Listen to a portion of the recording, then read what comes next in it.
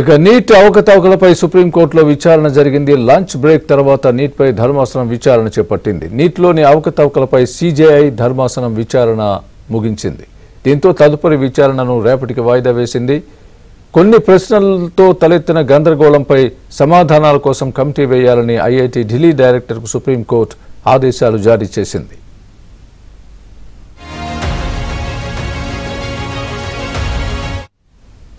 ఇదే అంశానికి సంబంధించి మా ప్రతినిధి ఢిల్లీ ప్రతినిధి సతీష్ అందిస్తారు. సతీష్, చెప్పండి, సుప్రీంకోర్టులో ఈరోజు నీటికి సంబంధించి ఎలాంటి వాదోపవాదాలు జరిగాయి? దానికి సంబంధించి చీఫ్ జస్టిస్ ఏమన్నారు?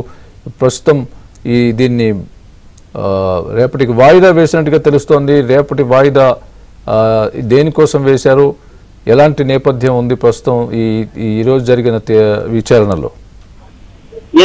నీట్ అవకతవకలపై సుప్రీంకోర్టులో ఈరోజు సుదీర్ఘంగా వాదనలు కొనసాగాయి. ఇటీవల పెద్ద ఎత్తున కూడా నీట్ అవకతవకలు వచ్చిన ఆరోపణ నేపథ్యంలో దాదాపు 136 పిటిషన్లు దాఖలయ్యాయి. పిటిషన్ తిరిగి ఈరోజు సుదీర్ఘంగా వాదనలు కొనసాగాయి. అయితే నీట్ పరీక్షలను కొన్ని ప్రశ్నలపై తలెత్తిన గందరగోళంపై సమాధానాల కోసం ఐఐటి ఢిల్లీ డైరెక్టర్ ను కమిటీ వేయాలని సుప్రీంకోర్టు తాజాగా ఆదేశాలు జారీ చేసింది. ఈ ఆదేశాల నేపథ్యంలో తిరిగి కేసును రేపటికి విచారణకు వాయిదా వేసిన నేపథ్యం. అయితే ఈ రోజు సుప్రీంకోర్టులో సుదీర్ఘంగా నీట్ పై లంచ్ బ్రేక్ తర్వాత కూడా విచారణ పెద్ద ఎత్తున జరిగింది. సుప్రీంకోర్టు ఆదేశాలతో పరీక్ష సెంటర్ల వారీగా ఫలితాలను ప్రకటించిన national testing agency neat paper leakage పరిమితం మాత్రమైంది. పెద్ద ఎత్తున ఎక్కడ కూడా పేపర్ లీకేజ్ కలగని అంశాన్ని ఇటీవల సుప్రీంకోర్టు తెలియజేసింది. తాజాగా కూడా అదే అంశాన్ని సుప్రీంకోర్టులో రాసింది. పరీక్ష రాసిన 24 లక్షల మంది అభ్యర్థులను దృష్టిలో పెట్టుకోవాలని కేంద్రం పదే సుప్రీంకోర్టు ముందు విజ్ఞప్తి చేయడంతో ఓవరాల్ గా పేపర్ ఏరియాలో లీక్ అయిందన్న అంశాలపైన ఇప్పటికే వాదనలు ముగిసిన అనంతరం కూడా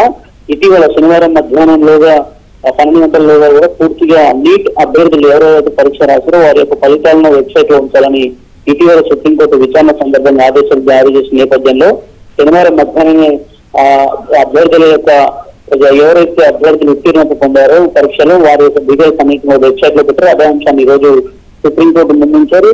సుప్రీంకోర్టులో కూడా దీనిపైన సుదీర్ఘంగా వాదనలు జరిగిన అనంతరం కూడా ఇక ఇంటర్ ఫెయిల్ అయిన విద్యార్థి గుజరాత్ నుంచి వెళ్లి బెల్గావిలో పరీక్ష రాస్తే నీట్ లో 700 కూడా మార్కులు వచ్చాయని కూడా ఒక పిటిషనర్ తెలిపినప్పుడు కూడా ఎగ్జామ్స్ కు సంబంధించిన అంశంలో కొంత క్లారిటీ ఉండాల్సిన అవసరం ఉందనే అంశాన్ని కూడా సుప్రీంకోర్టు అభిప్రాయం వ్యక్తం చేసి నీట్ పరీక్షల నిర్వహణలో కొంత ఫెయిల్యూర్ అయిందనే అంశాన్ని కూడా పిటిషన్లు స్పష్టంగా పేర్కొంది. అయితే ఒక రాష్ట్రం నుంచి మరొక రాష్ట్రం మారు పరీక్షలు రాస్తున్న వాళ్ళపై కొంత దృష్టి పెట్టాలని పిటిషన్ దాఖలు చేసినప్పుడు కూడా విజ్ఞప్తి చేశారు. అయితే సుప్రీంకోర్టు మాత్రం కొన్ని గైడ్ లైన్స్ ఇచ్చే అవకాశాలు కూడా చాలా స్పష్టంగా కనిపిస్తున్నాయి. ఈ అంశంలో నీట్ పరీక్ష ఏ విధంగా నిర్వహించి నెక్స్ట్ టైం ఇక పేపర్ లీకేజ్ అంశం సెంటర్ల వారికి ఎక్కడ కూడా ఎలాంటి పేపర్